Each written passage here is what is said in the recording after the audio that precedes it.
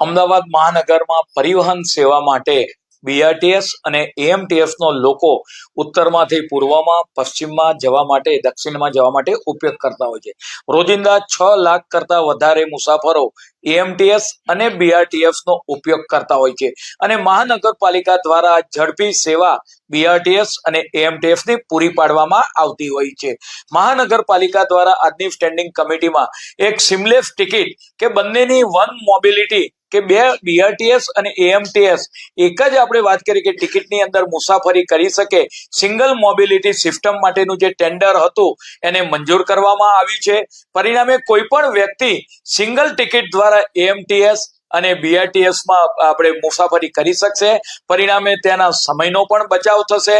આમ અમદાવાદ મહાનગરપાલિકા આવનાર સમયગાળા દરમિયાન ટેકનોલોજીનો ઉપયોગ કરી અહીં આગળ મુસાફરી કરતા લોકોને સરળતાથી મુસાફરી કરી શકે, ટિકિટની લાઈનમાં ઊભા ના રહેવું પડે, સ્કેન કરીને પોતે તરત જ આપણે વાત કરી કે એએમટીએસ અને બીઆરટીએસ પકડી શકે. અને જ્યારે જવાનો ટેકનોલોજીનો હોય અને દેશના પ્રધાનમંત્રી જ્યારે ડિજિટલ યુગમાં આપણે વાત કરતા હોય, ટેકનોલોજી લાવતા હોય, ત્યારે મહાનગરપાલિકા દ્વારા પણ આ ડિજિટલ ટેકનોલોજીનો ઉપયોગ કરી એક સિમલેસ ટિકિટ એએમટીએસ અને બીઆરટીએસ માટે નક્કી કરવામાં આવ્યું છે. આ આખા પ્રોજેક્ટનો ખર્ચો 470 કરોડ છે. આપણે સૌ ઈચ્છીએ છીએ કે અમદાવાદ એક વૈશ્વિક સિટી તરીકે ઉદ્ભવે અને એક વૈશ્વિક સિટીમાં અર્બન ટ્રાન્સપોર્ટ અને જે રાહદારીઓ હોય એના માટે સારામાં સારી માળખાકીય સુવિધા ઉપલબ્ધ હોય છે અને સારામાં સારી ટેકનોલોજી પણ ઉપલબ્ધ હોય છે. એના અનુસંધાને આ પ્રોજેક્ટ લેવામાં આવ્યો છે.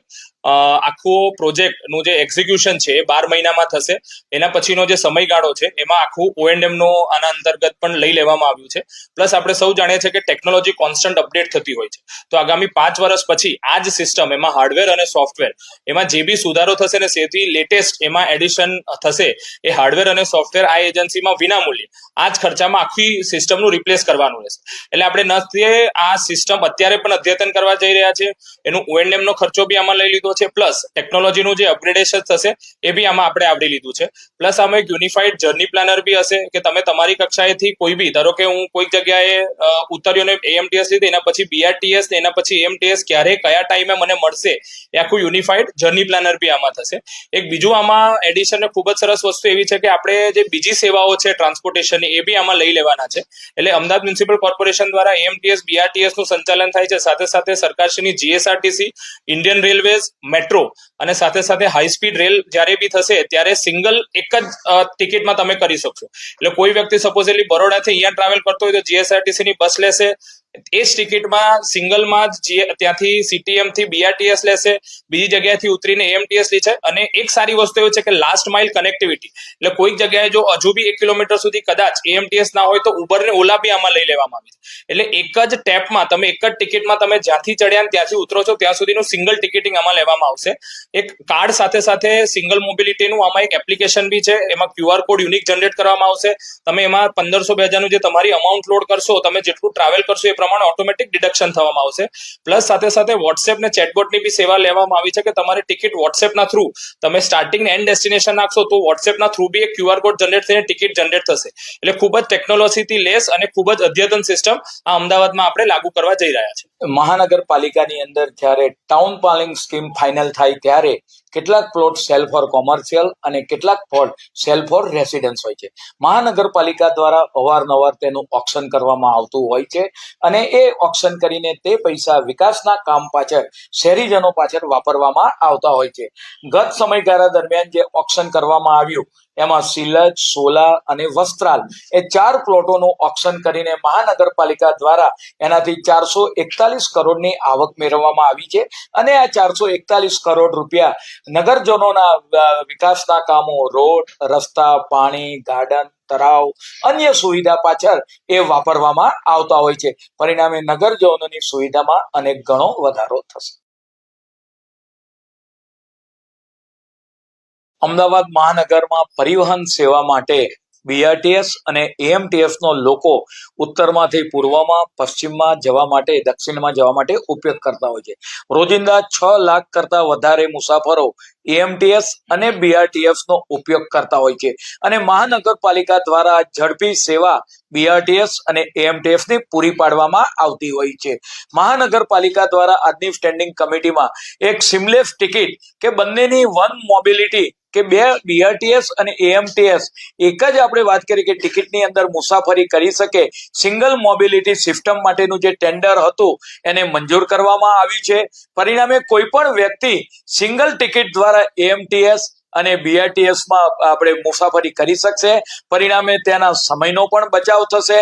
આમ અમદાવાદ મહાનગરપાલિકા આવનાર સમયગાળા દરમિયાન ટેકનોલોજીનો ઉપયોગ કરી અહીં આગળ મુસાફરી કરતા લોકોને સરળતાથી મુસાફરી કરી શકે, ટિકિટની લાઈનમાં ઊભા ના રહેવું પડે, સ્કેન કરીને પોતે તરત જ આપણે વાત કરી કે એએમટીએસ અને બીઆરટીએસ પકડી શકે. અને જ્યારે જવાનો ટેકનોલોજીનો હોય અને દેશના પ્રધાનમંત્રી જ્યારે ડિજિટલ યુગમાં આપણે વાત કરતા હોય, ટેકનોલોજી લાવતા હોય, ત્યારે મહાનગરપાલિકા દ્વારા પણ આ ડિજિટલ ટેકનોલોજીનો ઉપયોગ કરી એક સિમલેસ ટિકિટ એએમટીએસ અને બીઆરટીએસ માટે નક્કી કરવામાં આવ્યું છે. આ આખા પ્રોજેક્ટનો ખર્ચો 470 કરોડ છે. આપણે સૌ ઈચ્છીએ છીએ કે અમદાવાદ એક વૈશ્વિક સિટી તરીકે ઉદ્ભવે અને એક વૈશ્વિક સિટીમાં અર્બન ટ્રાન્સપોર્ટ અને જે રાહદારીઓ હોય એના માટે સારામાં સારી માળખાકીય સુવિધા ઉપલબ્ધ હોય છે અને સારામાં સારી ટેકનોલોજી પણ ઉપલબ્ધ હોય છે. એના અનુસંધાને આ પ્રોજેક્ટ લેવામાં આવ્યો છે. આખો પ્રોજેક્ટનું જે એક્ઝિક્યુશન છે એ 12 મહિનામાં થશે. એના પછીનો જે સમયગાળો છે એમાં આખું O&M નો આના અંતર્ગત પણ લઈ લેવામાં આવ્યું છે. પ્લસ આપણે સૌ જાણીએ છીએ કે ટેકનોલોજી કોન્સ્ટન્ટ અપડેટ થતી હોય છે. તો આગામી 5 વર્ષ પછી આ જ સિસ્ટમ એમાં હાર્ડવેર અને સોફ્ટવેર એમાં જે બી સુધારો થશે ને સૌથી લેટેસ્ટ એમાં એડિશન થશે એ હાર્ડવેર અને સોફ્ટવેર આ એજન્સીમાં વિનામૂલ્યે આ જ ખર્ચામાં આખી સિસ્ટમનું રિપ્લેસ કરવાનું રહેશે.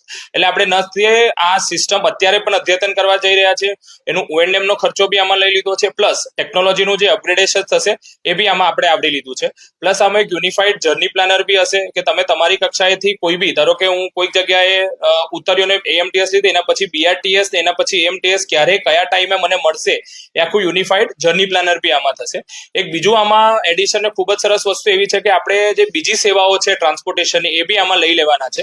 એટલે અમદાવાદ મ્યુનિસિપલ કોર્પોરેશન દ્વારા એએમટીએસ બીઆરટીએસ નું સંચાલન થાય છે. સાથે સાથે સરકારશ્રીની જીએસઆરટીસી, ઇન્ડિયન રેલવેઝ, મેટ્રો અને સાથે સાથે હાઈ સ્પીડ રેલ જ્યારે બી થશે ત્યારે સિંગલ એક જ ટિકિટમાં તમે કરી શકશો. એટલે કોઈ વ્યક્તિ સપોઝલી બરોડાથી અહીંયા ટ્રાવેલ કરતો હોય તો જીએસઆરટીસી ની બસ લેશે, એ જ ટિકિટમાં સિંગલમાં જ ત્યાંથી સીટીએમ થી બીઆરટીએસ લેશે, બીજી જગ્યાએથી ઉતરીને એએમટીએસ લે છે. અને એક સારી વસ્તુ એ છે કે લાસ્ટ માઇલ કનેક્ટિવિટી, એટલે કોઈક જગ્યાએ જો હજુ બી 1 કિલોમીટર સુધી કદાચ એએમટીએસ ના હોય તો ઉબર ને ઓલા બી આમાં લઈ લેવામાં આવે છે. એટલે એક જ ટેપમાં તમે એક જ ટિકિટમાં તમે જ્યાંથી ચડ્યા ત્યાંથી ઉતરો છો ત્યાં સુધીનું સિંગલ ટિકિટિંગ આમાં લેવામાં આવશે. એક કાર્ડ સાથે સાથે સિંગલ મોબિલિટીનું આમાં એક એપ્લિકેશન બી છે, એમાં QR કોડ યુનિક જનરેટ કરવામાં આવશે. તમે એમાં 1500-2000 જે તમારી અમાઉન્ટ લોડ કરશો, તમે જેટલું ટ્રાવેલ કરશો એ પ્રમાણે ઓટોમેટિક ડિડક્શન થવામાં આવશે.